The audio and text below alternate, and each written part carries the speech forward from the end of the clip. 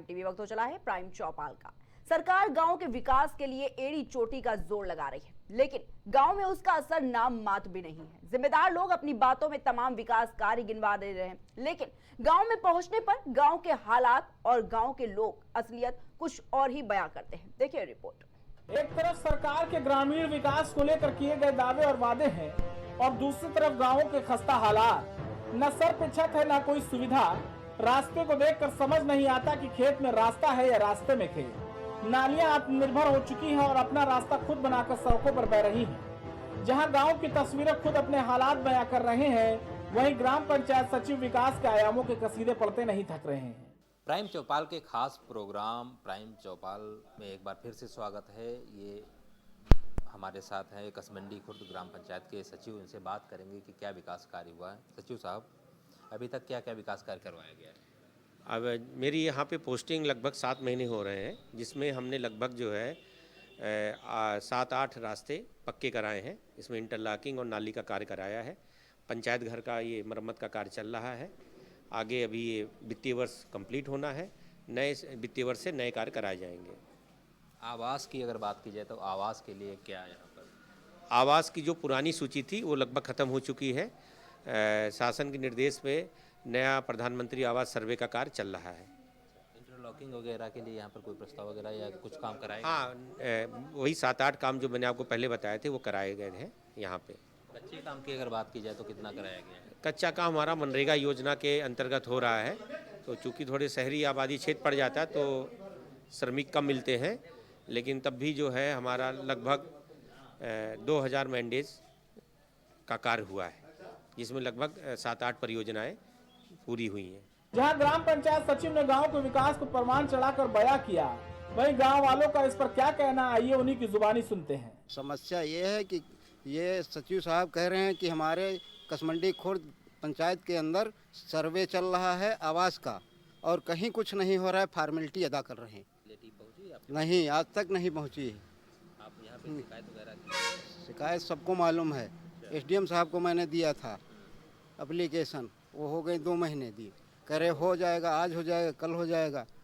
और हमारे प्रधान जी जो हैं वो सुनते भी नहीं हैं किसी की। क्यों? और ये सचिव साहब जब से आए हैं कोई कार्य ही नहीं, अपने फॉर्मेलिटी अदा कर रहे हैं, कागजी पूर्ति कर रहे हैं।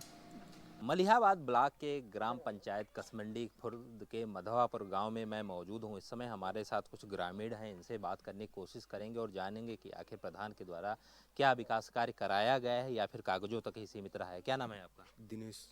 कुछ विकास कार्य यहाँ पे हुआ है गाँव में? विकास कार्य यही हुआ है जो सर ये दिख रहा है। ये किसने लगवाया है? ये सांसद ने जी ने लगवाया था। लगवाया है। प्रधान यहाँ क्या क्या कर रहा है? प्रधान अब क्या बताएं, आते हैं देख के निकल लेते हैं। निकल लेते हैं। हाँ, कोई विकास कार्य नहीं किया? कोई काश भी नहीं। ये घर जो पड़े हुए हैं इनको देख रहे हो, ना कॉलोनी है कोई, ना कुछ है। कागज लेके वहाँ जाओ, वीडियो साहब के साथ यहाँ पंचायत घर में जमा कर दो, पड़ी रहते हैं ये। कभी प्रधान यहाँ आते नहीं सर्वे कराने के लिए? समय करे आते हैं जब कोई मौका जैसे देखते हैं या कोई त्योहार होता है या तिथि होता तभी आते हैं। ऐसे नहीं आते हैं? अच्छा, कुछ और भी लोग हमारे साथ, उनसे भी बात करने की कोशिश करेंगे। कुछ महिलाएं हैं हमारे साथ। ये बताइए क्या नाम है आपका? कुछ आवास वगैरह आपको दिया गया है कि नहीं मिल रही है? कहाँ भैया मिल रही है? काहे प्रधान जी से नहीं बोली हो? हम प्रधान जी ते गए हैं नहीं।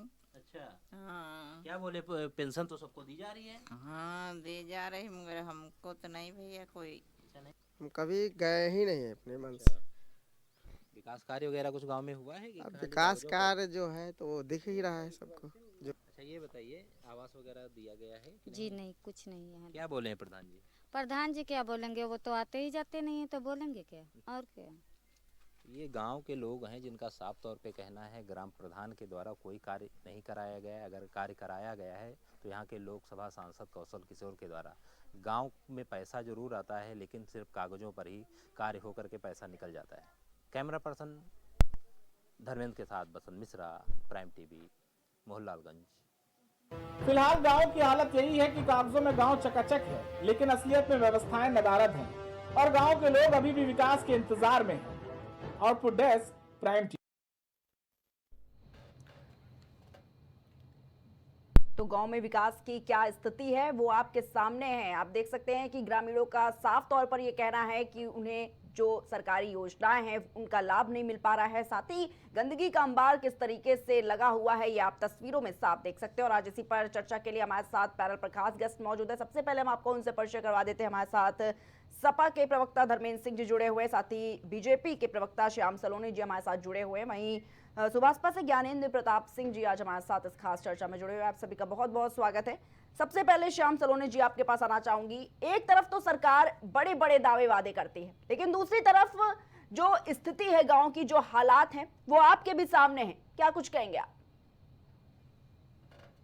जी नमस्कार जी। देखिए प्रिया जी, इसमें सरकार की कोई फॉल्ट नहीं है। सरकार गांव के लिए, शहर के लिए, जनजीवन के सुधारने के लिए पूरा प्रयास कर रही है। पिछली सरकारों को देखेंगे और अपनी वर्तमान सरकार को देखेंगे तो आपको जमीन और आसमान का अंतर मिलेगा। लेकिन कुछ जनप्रतिनिधि ऐसे निकम्मे हैं, कुछ थोड़े बहुत सरकार में भी है, कुछ विपक्ष की मानसिकता के हैं। मैं दो चार अपनी सरकार के भी मैं मान सकता हूं जो कार्य करने में शिथिलता बरत रहे हैं। और ऐसे निकम्मे जनप्रतिनिधियों को सरकार और आगे से टिकट नहीं देगी, पार्टी उन पर ध्यान दे रही है। और दूसरा, जो भी जनता जिनको देख रही है, जिनके लिए जनता ने चुना है अपने काम के लिए, वो खड़े नहीं उतर रहे हैं। और ये राजनीतिक व्यक्ति हैं जिनको सरकार में आना है या जिनको जनप्रतिनिधि बनना है, वो विशेष ध्यान देंगे कि वो काम कराएं। बाकी मैं जनप्रतिनिधियों से यही निवेदन करता हूँ कि भैया काम कराइए। सरकार पूरा धन मुहैया करा रही है। योगी जी एक एक कार्य पर निगरानी रख रहे हैं। यदि कहीं जहां भी जो सचिव की अभी एक शिकायत आ रही थी, सचिव काम नहीं कर रहे, तो ऐसे लोगों की लिखित में शिकायत दीजिए। और ऐसा नहीं है कार्रवाई नहीं होगी, कार्रवाई भी होती है और होती भी रहेगी। लेकिन कुछ लोग निकम्मे हैं, मैं इस बात को स्वीकार करता हूँ। कुछ लोग निकम्मे हैं जो ग्रामीण लेवल पर हैं, वो सरकार की शाख में पट्टा लगाना चाहते हैं। वो किस मानसिकता की है मैं ये नहीं जानता। तो क्यों अपने कार्य के प्रति लापरवाही बरत रहे हैं प्रिया जी, ऐसा क्या कारण है? और या ये हो सकता है कभी एक पहलू देखा हो, दूसरा पहलू नहीं देखा हो सकता है कि आधे गांव का विकास हो गया हो, जहाँ विकास नहीं हुआ है वहीं का दिखाया जाता हो। और कभी कभी ऐसा भी हो जाता है कि मीडिया भी, क्योंकि मीडिया जागरूक होता है, मीडिया का काम है जो कमियां हैं, खामियां हैं, वो सरकार को आगे रखना है। मैं आपके चैनल का आपको धन्यवाद करता हूँ। लेकिन जहाँ भी कमियां रह गई हैं, बहुत जनप्रतिनिधियों की, ये हम ही मानता हूँ कि इतना लंबा समय हो गया, अब लगभग चुनाव के आने को है, आपको अपने कार्य को पूरा कर लेना चाहिए। लेकिन जो कार्य नहीं हुए हैं, एक वर्ष का समय है चुनाव में, तो जनप्रतिनिधियों को चाहिए कि उस काम को निपटा लें, जिससे कि उनकी भी इमेज अच्छी बनी रहे जनता के प्रति। एक जिम्मेदारी होती है हम लोगों की, सबकी। हम सब लोग जनता के लिए, अपने आने वाली पीढ़ियों के लिए ये सब कार्य कर रहे हैं। हमारे भी बच्चे उसी गाँव में रहते हैं। जनप्रतिनिधि को चाहिए कि अपने बच्चों के स्वास्थ्य के साथ साथ अपने पड़ोसी बच्चों का स्वास्थ्य भी रखें, साफ सफाई और जो भी वहाँ की दैनिक जरूरत है उन्हें कराए। मैं ये आपके चैनल के माध्यम से उन जनप्रतिनिधियों को, प्रधानों को, खासकर प्रधानों का ये ज्यादा शिकायतें आती हैं, उनको चाहिए कि केवल स्कॉर्पियो पर प्रधान बड़ा लिखवाने से विकास नहीं होता है।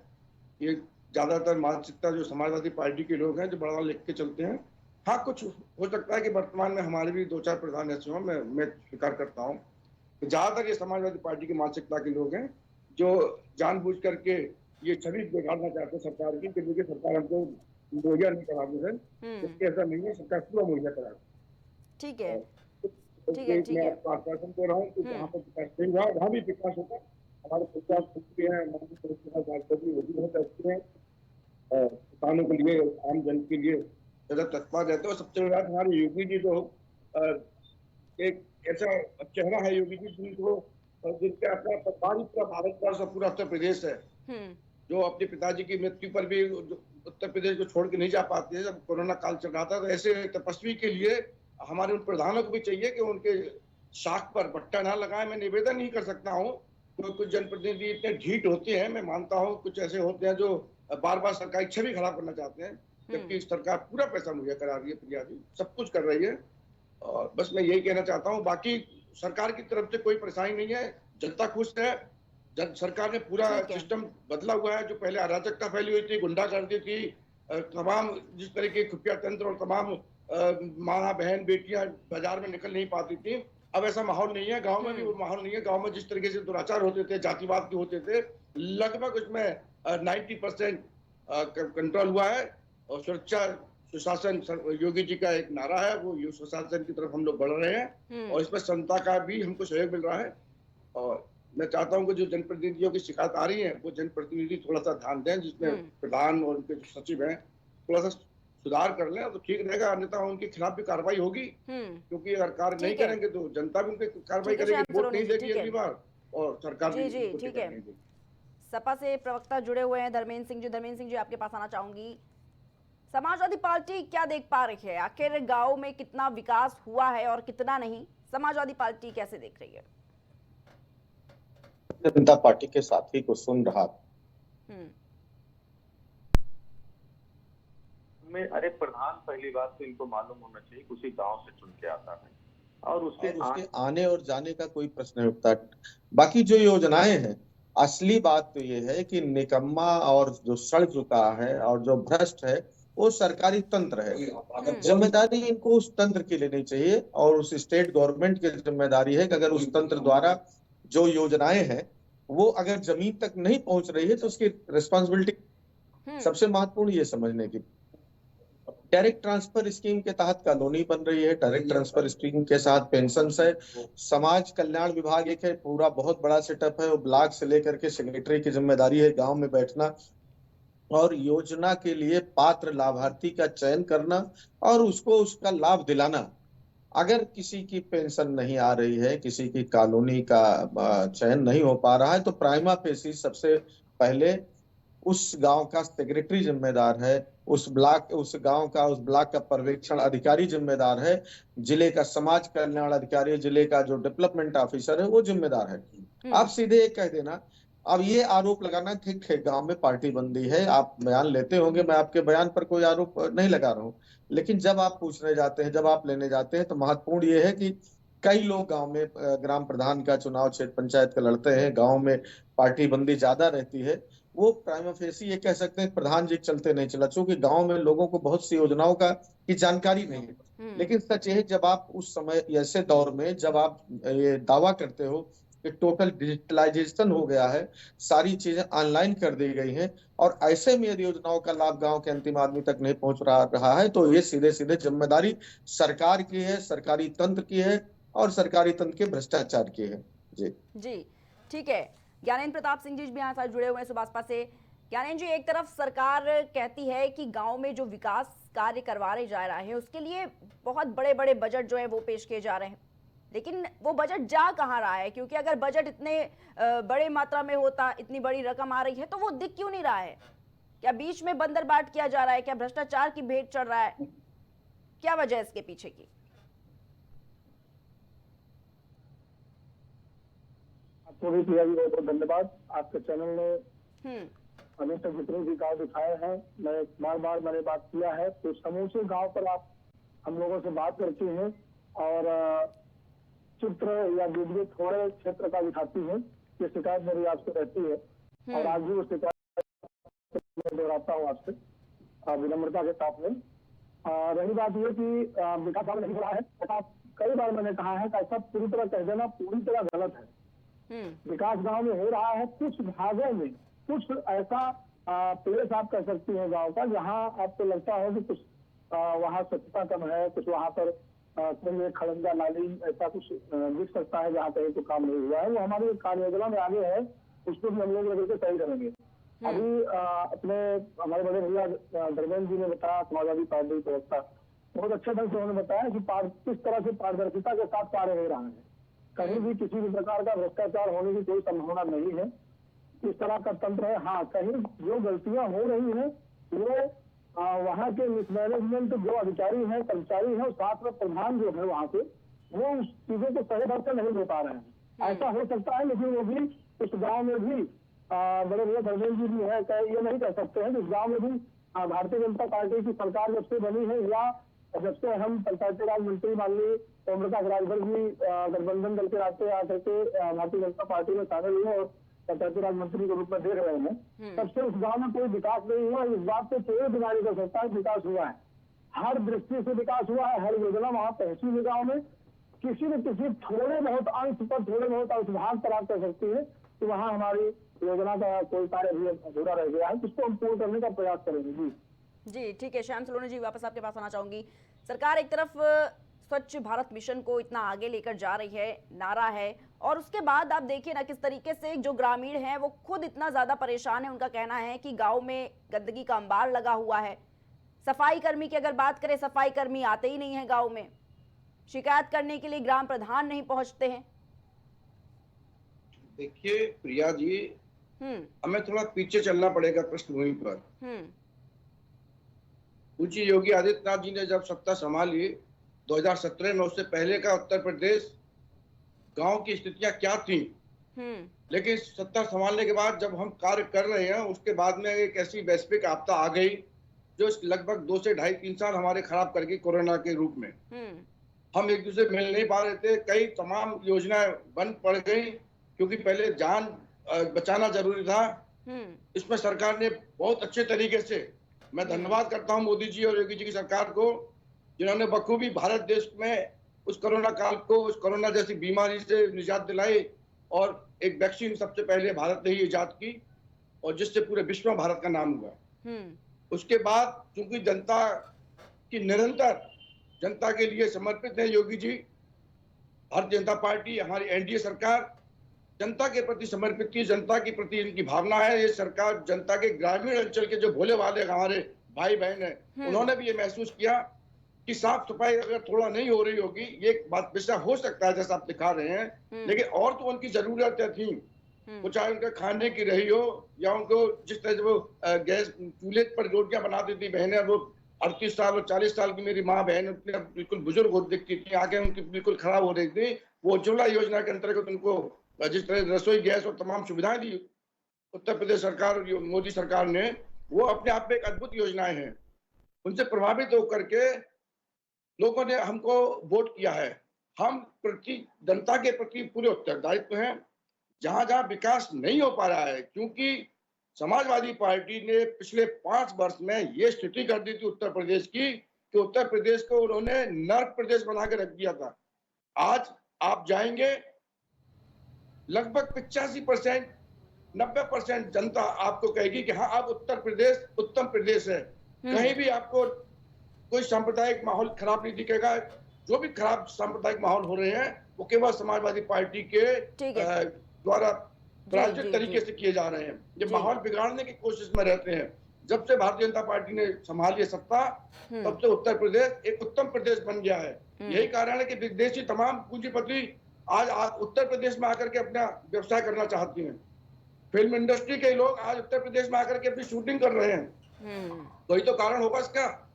हाँ, कई विकास जो आपने दिखाया है हम उससे सहमत हैं, कहीं कहीं विकास रह गया है, क्योंकि उत्तर प्रदेश की स्थिति, गांव की स्थिति अखिलेश सरकार ने बदतर कर रखी थी कि वहां पर जीवन दुश्वार हो गया था। और स्थिति ये थी प्रिया जी, आप निकाल लीजिए अब से 8 वर्ष पहले का उत्तर प्रदेश, गांव का ग्रामीण अपने घर मकानों के खेतों को बेच करके बेचारे शहर की ओर पलायन हो रहे थे। वो जीवन वहां से पलायन हो चुका, परेशान हो चुके थे। जो रह गए थे वो किस तरह से जी रहे थे।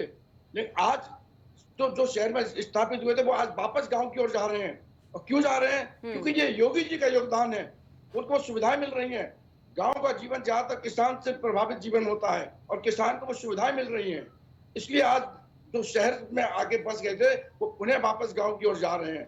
लेकिन समाजवादी पार्टी के मानसिकता के लोग आज भी सरकार को दोष देते हैं। वो उनके जो प्रतिनिधि बने हुए हैं, जो उनके जो समर्थक पार्षद हैं या उनके प्रधान हैं या जिला पंचायत सदस्य हैं, वो आज भी इस बात पर टिके हुए हैं किसी तरीके से सरकार की छवि खराब हो। लेकिन वो ये भूल गए हैं कि जनता जागरूक है। आप यदि कार्य नहीं करोगे, क्योंकि कार्य तो संविधान के अनुसार प्रतिनिधि के द्वारा, यदि आप उस मत में पैसा नहीं जाओगे, इनके मत का पैसा वापस चला जाता है, ये कार्य नहीं करेंगे तो अगली बार उन्हीं गांव की जनता आप देखेंगे इनको प्रधान नहीं बनाएगी और पूर्ण बहुमत से इस बार भी प्रधान भारतीय जनता पार्टी के ही बनकर के आएंगे, एनडीए के बनकर के आएंगे। इसलिए हम निश्चिंत है। हाँ, जो जहाँ विकास नहीं हो रहा है, आपके माध्यम से और भी चैनलों के माध्यम से हमको सूचनाएं मिल रही हैं। हमारे भी तमाम जनप्रतिनिधि, हमारे भी कार्यकर्ता भाजपा के गांव में जा रहे हैं, विकास कराने का पूरा प्रयास हो रहा है, विकास हो रहा है। जहां जहां इनके प्रतिनिधि हैं वो अड़ंगा लगाते हैं। समाजवादी पार्टी के लोग, इनका काम है अड़ंगा लगाना। जब इनकी सरकार थी प्रिया जी, तब इन्होंने काम नहीं किया, तो आज तो इनकी सरकार नहीं है। आज तो चाहते ही है कि किसी तरीके से भारतीय जनता पार्टी बदनाम हो जाए। ये नई नई चीजें निकाल करके लाते हैं, कभी ये औरंगजेब का मुद्दा ले आते हैं, कभी ये गाजी का मुद्दा ले आते हैं, कभी कहते हैं कि हम मेला कराएंगे। इनका विकास की ओर ध्यान नहीं है। राष्ट्र में कैसे एकता रहे, कैसे अखंडता रहे, देश हमारे कैसे उन्नति करे, जनता को कैसे हमको सुशासन मिले, जनता को साफ सफाई कैसे मिले, इन पर इनका ध्यान नहीं है। जिस गांव में सफाई कर्मचारी नहीं आ रहे हैं, वहां की प्रधान की जिम्मेदारी है वो जाके सचिव को लेके अब जाकर के अधिकारियों को बोले, जिला पंचायत अध्यक्ष को अपने को बोले। कैसे नहीं प्रतिनिधि आएंगे गांव के, आते हैं रजिस्टर में मिलते हैं, लेकिन ये लोग उनका पैसा खा जाते हैं। ये प्रधानों के खिलाफ कार्रवाई होनी चाहिए। मैं मांग करता हूँ आपके चैनल के माध्यम से, ऐसे प्रधान जिनके यहाँ ये शिकायत आ रही है कि सफाई कर्मचारी नहीं है, उनकी जांच होनी चाहिए कि रजिस्टर में उनके कितने सफाई कर्मचारी लिखे जा रहे हैं और हकीकत में कितने हैं। सरकार पूरी सुविधा मुहैया करा रही है, कहीं कोई कमी नहीं है सरकार की तरफ से, लेकिन ये निकम्मे प्रधान जो समाजवादी पार्टी से चुन करके आ गए हैं, ये सरकार को बट्टा लगाने के चक्कर में भूल जाते हैं कि भोली भाली जनता जिन्होंने अपना आपको वहां का रहनुमा बनाया है, ठीक है आप कम से कम उनके प्रति तो जिम्मेदारी निभाइए। रख रहे हैं। ठीक है, धर्मेंद्र सिंह जी लगातार कुछ कहना चाह रहे थे। धर्मेंद्र सिंह जी अपनी बात में क्या योगदान है, कौन सी योजना लेके आए हैं पिछली सरकार, और शांति और भाईचारे पे भाषण हमको दे रहे हैं। बेशर्मी की हद है, पलायन रुक गया, गाँव में लोग जा रहे हैं। इनको मालूम होना चाहिए राष्ट्रीय औसत का आधे से अधिक 50% यूपी बिहार का है, और जिसमें रेशियो है मजदूरों की स्थिति 3 करोड़ बिहार से तो 10 करोड़ उत्तर प्रदेश से लोग पलायित हुए हैं। ये स्थिति है पलायन की, और पलायन की स्थिति पिछले 2-3 सालों में 2% लेके 4% बढ़ गया, जो पहले 25 और 26% के आसपास था। इधर इस समय 28.5% पलायन की स्थिति उत्तर प्रदेश बढ़ गई है। ये स्थिति गांव की 4 योजना के नाम नहीं बता पाए कि जिससे गांव का विकास हो जाए, गांव के लोगों का एम्पावरमेंट हो जाए, महिलाओं को, नौजवानों की आर्थिक समृद्धि बढ़ जाए और गांव के इंफ्रास्ट्रक्चर का डेवलपमेंट हो जाए। इस पर इनके पास कोई ज्ञान नहीं। प्रधान सेक्रेटरी और समाजवादी, अगर समाजवादी सारे प्रधान जनप्रतिनिधि है तो सरकार में क्यों हो आप? आप बेशर्मी है, आप जिम्मेदारी लेना नहीं चाहते। ओम प्रकाश राजभर जी तो अभी थोड़े दिन से मिनिस्टर में बेचारे, उनके ऊपर ठीकरा फोड़ के क्या पाएंगे? उससे जो हो सकता करेंगे, अफसर अपना बैठा के रखे हैं।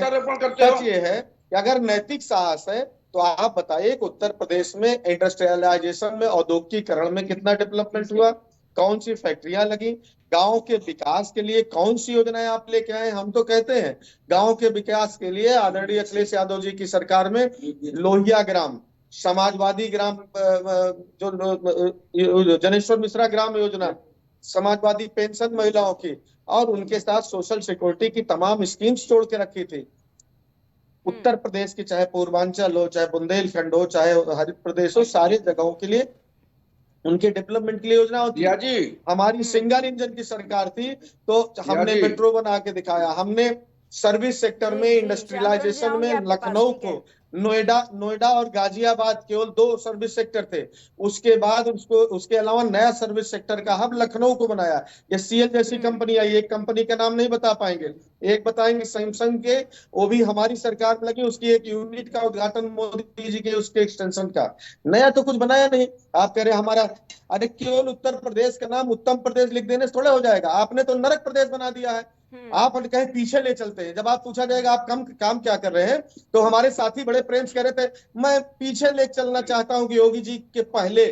अरे साहब 8 साल से आपकी सरकार है, केंद्र में तीसरी सरकार है। अरे पीछे क्यों जवाहरलाल नेहरू जी तक जाना चाहते हैं? अपनी उपलब्धि बताइए ना कि ठीक है पिछले का जनता को मालूम था कि क्या था क्या नहीं था। अच्छा वैसा आपको अवसर मिला तो आपने क्या किया ये जरा बताइए ना। कौन सी योजना लेके आए जिससे गांव के लोगों को एम्पावरमेंट हो जाए, उनकी पेइंग कैपेसिटी बढ़ जाए, किसानों की आय बढ़ जाए। आपको मालूम है एफएमसीजी सेक्टर में 16% की परचेज पावर लोगों की घटी है, बिक्री घट गई है। चाहे वो किचन से संबंधित चीजें हो, तेल लहन दलहन हो, चाहे प्रसाधन सामग्री हो। ये मालूम है कि नहीं है? अगर आप कुछ अध्ययन करेंगे तब पता चलेगा कि रियल में क्या है। आप कहेंगे 8 करोड़ का बजट पेश कर दिया उत्तर प्रदेश सरकार ने, ये नहीं बताएंगे कि 24-25 के बजट का आधा खर्च नहीं कर पाए। और 8 करोड़ का बजट हमने किया तो कर्ज 3 गुना बढ़ के 9 लाख करोड़ रुपए हो गया है। आपके बजट के मुकाबले 1 लाख करोड़ तो ज्यादा बाहर का कर्ज है। और इंटरनल डेबिट जो इंटरनल आपके पास देनदारी है उसका तो आप जिक्र ही नहीं करते। इस रेशियो में 2017 में योगी जी के आने पहले उत्तर प्रदेश की जो बढ़ने थी और किस प्रतिशत के रेंज में 17 के बाद बढ़ी है। इसका अध्ययन करिए, तब आपका दिमाग खुलेगा कहाँ ले जाना चाहते हैं प्रदेश में। और रही बात सांप्रदायिक, बात लगातार कह रहे थे, अरे सांप्रदायिक तो आपके मुंह से लगता है सांप्रदायिक भाईचारा, सबको साथ ले चलने का, तो हमको तो याद आ जाती है ओसामा बिन लादेन की वो प्रवचन दे रहा है कि कैसे दुनिया में शांति हो, समृद्धि हो, कैसे आतंकवाद खत्म हो। ये स्थिति आपने बना रखी है। अरे स्पेसिफिक रूप से आप जिम्मेदारी अगर स्वीकार करेंगे कि गांव का विकास नहीं हो पा रहा है, कहीं न कहीं तंत्र के में कमी है, आपका तंत्र भ्रष्ट हो गया है, तब सुधार पाएंगे। केवल किसी प्रधान पे आरोप लगा देना, किसी अन्य पर लगा देने से कुछ नहीं होगा। और प्रधान जनता में जीत करके आए, प्रधान समाजवादी भाजपाई नहीं है, प्रधान उस गांव का जनप्रतिनिधि है। उसके पर्यवेक्षण के लिए आपने सरकार का सेक्रेटरी है, वहां ब्लॉक स्तर पे एडीओ समाज कल्याण, एडीओ कोऑपरेटिव, एडीओ कृषि, एडीओ आईएसबी, ये पोस्टेज रखती हैं, जिनका काम ही है योजनाओं का पर्यवेक्षण करना। बीडीओज रहते हैं, डीपीआरओज है, उसके बाद सीडीओ है। आप इनकी जिम्मेदारी ना तय करो, सरकार का काम है इनकी जिम्मेदारी करना। आप अभी कहते हैं मैं वहां कलेक्टर से पूछता हूँ, वहां सीडीओ से पूछता हूँ उस गांव में क्यों नहीं हुआ, 1 घंटे में पेंशन लग जाती, लेकिन ये नैतिक साहस आपके पास है नहीं, क्योंकि आपकी नीयत नहीं साफ है कि जनता को कैसे सुविधाएं दी जाए, कैसे उनको पेंशन का लाभ मिले, कैसे उनको कॉलोनी का लाभ मिले, कैसे उनको अन्य योजनाओं का लाभ लगे। तो कम से कम अपने तंत्र की कमी को स्वीकार करिए। जी ठीक है धर्मेंद्र सिंह जी, आपके जो भी सवाल थे उसका जवाब श्याम सलोने जी से लेंगे, लेकिन उससे पहले ज्ञानेंद्र प्रताप सिंह जी के पास जाना चाहूंगे। ठीक है ज्ञानेंद्र प्रताप सिंह जी, जिस तरीके से लगातार विकास की बात होती है और विकास किस तरीके से है गांव में, ग्रामीण कितना परेशान है, कैमरे के आगे खुद लगातार अपने बातें रख रहे हैं, चाहे वो सफाई से रिलेटेड बात हो, चाहे वो लगातार ये बातें कह रहे हैं कि जो सरकारी योजनाओं के लाभ हैं वो नहीं मिल पा रहे हैं, लेकिन आखिर कब तक उन्हें लाभ मिलेगा? क्योंकि लगातार ग्रामीण भी अब ये सवाल रख रहे हैं, ये जो विकास की बातें सरकार कर रही है, ये जो योजनाएं लेकर आ रही है, उनका लाभ जो ग्रामीणों को नहीं मिल पा रहा है, कब तक मिल पाएगा आखिर? विकास की बात अगर बताना चाहूँ क्रमशः थोड़ा सा बताएंगे। जैसे अभी कॉलोनी की बात गर्दन जी कर रहे थे, मुझे नहीं लगता है कि कभी इतने भारी संख्या में गाँव में कॉलोनियां बनी, आवास बने। एक ग्राम सभा आप उठा करके देख लीजिए, किसी भी ग्राम सभा में ऐसा नहीं है। अगर वहाँ 2000 वोटर की आबादी होगी तो वहाँ कम से कम मुझे लगता है कि 80 से लेकर के 130 कॉलोनियां तक निश्चित तौर पर ग्राम सभा में बनी होंगी, जो नई बनी है। तो ऐसा नहीं कहा जा सकता है कि एक साथ सबको कॉलोनी उपलब्ध कराई जा सकती है। अगर मान लीजिए, मैं मानता हूँ कि हर गाँव में अगर एक गाँव है, उत्तर प्रदेश के लाखों गाँव में एक साथ कहा जाए सभी गाँव में हमें 300 कॉलोनियां देना है और 300 कॉलोनियां एक ही साथ में दे दी जाएंगी, तो ऐसा तो संभव नहीं, इस बात से डिनाई नहीं किया जा सकता है कि कुछ कॉलोनियां अगले अधूरी रह गई होगी, वो अगली योजना में आएंगी। लेकिन ऐसा नहीं है कि आवास नहीं दिए गए हैं। अगर आपकी सरकार ने ले लिया समग्र ग्राम विकास योजना के तहत में गाँव को आवास दिया गया था, तो तब भी उस समय भी आपने पूरे गाँव को आवास नहीं दिया था। तो 100% सत्य है, इस बात को स्वीकार करना पड़ेगा। कुछ लोगों को ही घरों को उपलब्ध करा पाए थे। और अगर ये बात आप कहते हैं, उन गाँव में 100% लोगों को कॉलोनी दे दी गई थी, उन गाँव में 100% लोगों को शौचालय दे दिया गया था, उन गाँव में 100% लोगों को विद्युतीकरण हो गया था, उन गाँव में 100% लोगों के साथ में शौचालय के साथ और वहाँ पर जो अन्य सुविधाएं हैं ये सब चीजें प्रदान कर दी गई थी। तो मैं मानना आपसे वो मांगना चाहता हूँ कि ऐसे कितने गांव थे जो योजना समग्र गांव में इस समय सरकार ने घोषित किए थे, और उन गाँव में भाजपा की जो सरकार बनी है, एनडीए की सरकार बनी है, जब से हम पंचायती राज व्यवस्था में माननीय ओम प्रकाश राजभर जी आए हैं, तब तक लेकर के क्या उस योजना समग्र गाँव में भारतीय जनता पार्टी एनडीए की सरकार ने कोई काम नहीं किया है? इसका भी आंकड़ा मैं आपसे जानना चाहता हूँ माननीय जी। जी ठीक है, श्याम सलोने जी। जी हमारे समाजवादी पार्टी के मित्र हैं, बड़े अच्छे वक्ता हैं, लेकिन कितना झूठ बोलते हैं। बस समाजवादी पार्टी केवल झूठ पर, परिवारवाद पर टिकी है। अखिलेश यादव के नाम से भी परियोजना बना लेते, मुलायम सिंह जी की बना देते, शिप्पा चाचा की परियोजना आपने बना दी ग्रामीण की, आपने जनेश्वर मिश्र के नाम से बना दिया, आपने लोहिया जी के नाम से बना दिया। विकास क्या किया आपने? वो जो आपने योजना बनाई थी वो उसका पूरा पैसा आप खा गए अपने घर में। आज आप 8 वर्ष हो गए योगी जी को, योगी जी की हैसियत देख लीजिए आर्थिक, और आप अपने नेता की देख लीजिए। आपको जनता को समझ में आ जाएगा, और समझ में आ रहा है जनता को तो ये ज्यादा अपना ईमानदारी का चोगा पहन के आप जो चले थे, अब वो चोगा निकल चुका है। गांव का व्यक्ति जो किसान होता है, उसका मूल रूप से जो उसका काम है वो किसानी है। वो किसान को बीच में आज ये जो महीना चल रहा है, चैत का महीना और बैसाख चैत जो चलते हैं प्रिया जी, इन महीनों में किसान का धान कटता है, गेहूं कटता है, आलू निकलता है, और इस समय जब आपदा आ जाती है, अचानक ओले पड़ जाना, बारिश आ जाना, तो किसान को कितना नुकसान, कितना कष्ट होता था। उस कष्ट की भरपाई के लिए ठीक है, आदरणीय योगी जी ने 23,000 करोड़ रुपए का अनुदान जी जी किसानों के लिए दिया है। लेकिन आपकी सरकार का पैसा आखिर कहाँ जा रहा है? क्योंकि अगर किसान को पैसा मिल रहा है विकास ना। में होता तो विकास साफ तौर पर दिख रहा होता। मिल रहा है, नहीं प्रिया जी, किसान को मिल रहा है पैसा, गांव में मिल रहा है। जो ग्रामीण आज ठीक है, जो ग्रामीण आज अपनी बात रख रहे हैं, वो मूलभूत सुविधाओं से ही अपनी परेशान है। ना खड़ंजे की व्यवस्था है, ना साफ सफाई की व्यवस्था है, ना नाली है, ना रास्ता है। हम वही तो बतला रहे हैं। जहाँ पर अभी देखिए कि आगरा में, आगरा कह रहा हूँ, उत्तर प्रदेश में लगभग 1 लाख गांव हैं, लगभग थोड़ा सा कम करके, वो अगर हम निकालते तो 1 लाख गांव, 1 लाख गांव की स्थिति 2012 से 2017 की क्या थी आप निकालेंगे, आप देखेंगे गांव बिल्कुल खत्म कर रखे थे।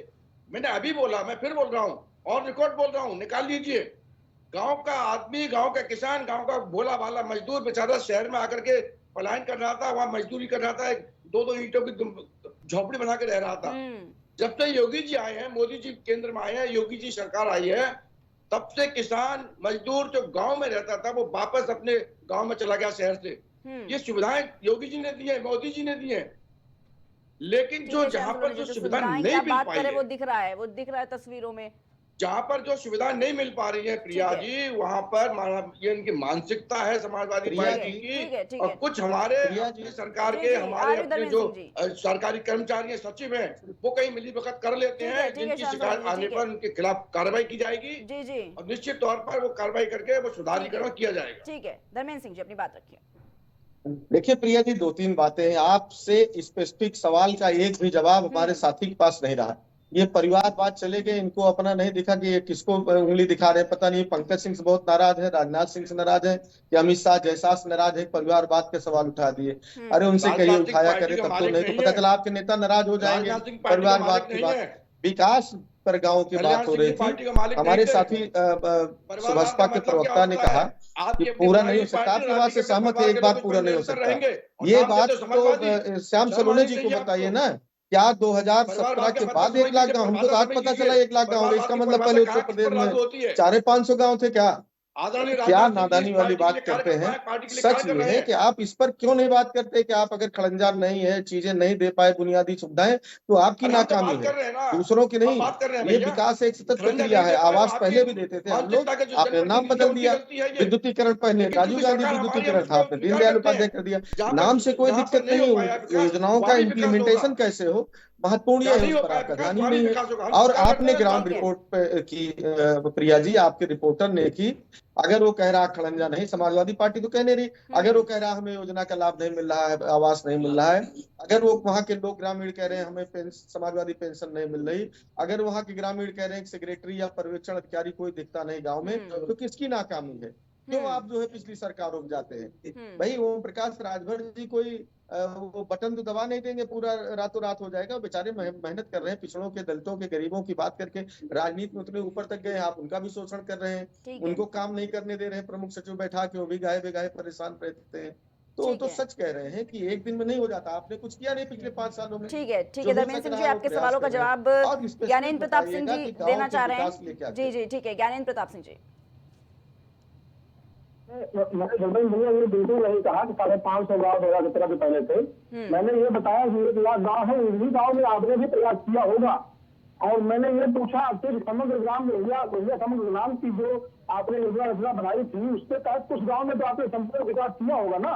अगर वो संपूर्ण विकास हो गए थे तो ऐसे कितने गाँव थे और क्या इन गाँवों में पुनः जो कॉलोनियां बन रही है 2017 से पहले कितने पहले बनी थी कि आज कॉलोनियां सारे पूरे गांव से खत्म हो गई है और भारतीय जनता पार्टी एनडीए की सरकार को अभी 2025 तक हमको फिर से आवाज देने की जरूरत पड़ रही है। क्या 7-8 साल में ये आवाज से बने तो सब बह गए? मैं ये जानना चाहता हूँ क्या वहाँ पर जो विद्युतीकरण की योजनाएं नए गाँव की हुई है क्या ये नहीं हो सकती थी?